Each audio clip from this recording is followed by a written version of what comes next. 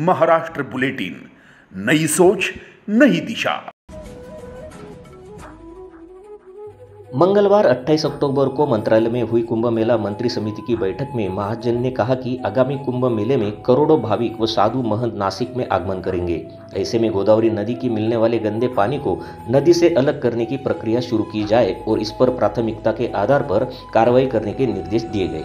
भाविकों की सुविधा के लिए महामंडल द्वारा 200 बसें उपलब्ध कराई जाए, ऐसी भी मांग बैठक में की गई। इस बैठक में ग्राहक संरक्षण मंत्री छगन भुजबल, शिक्षा मंत्री दादा भुसे, उद्योग मंत्री उदय सामंत, पर्यावरण व पशुसंवर्धन मंत्री पंकजा मुंडे, पणन व राज्य शिष्टाचार मंत्री जयकुमार रावल, सार्वजनिक बांधकाम मंत्री शिवेंद्र सिंह भोसले, क्रीडा व युवक कल्याण मंत्री एडवोकेट माणिकराव कोकाटे, परिवहन मंत्री प्रताप सरनाईक के साथ विभिन्न विभाग के वरिष्ठ अधिकारी उपस्थित थे। बैठक में लोक निर्माण विभाग के उपर मुख्य सचिव मनीषा महेश्कर, ग्राम विकास के प्रधान सचिव एकनाथ डवले, नासिक के विभागीय आयुक्त प्रवीण गेडाम, जिलाधिकारी आयुष प्रसाद, कुंभ मेला आयुक्त तथा सदस्य सचिव शेखर सिंह, नगर निगम आयुक्त मनीषा खत्री, नासिक महानगर विकास प्राधिकरण के जलज शर्मा, पुलिस विशेष महानिरीक्षक दत्तात्रय कराले, पुलिस उपायुक्त संदीप कर्णिक के साथ आगामी कुंभ मेले का उत्कृष्ट तथा प्रभावी नियोजन करके नासिक का लौकिक देश भर में फैलाने आवश्यक होने के लिए निर्देश दिए गए। महाराष्ट्र बुलेटिन के लिए भूषण जैन, नासिक।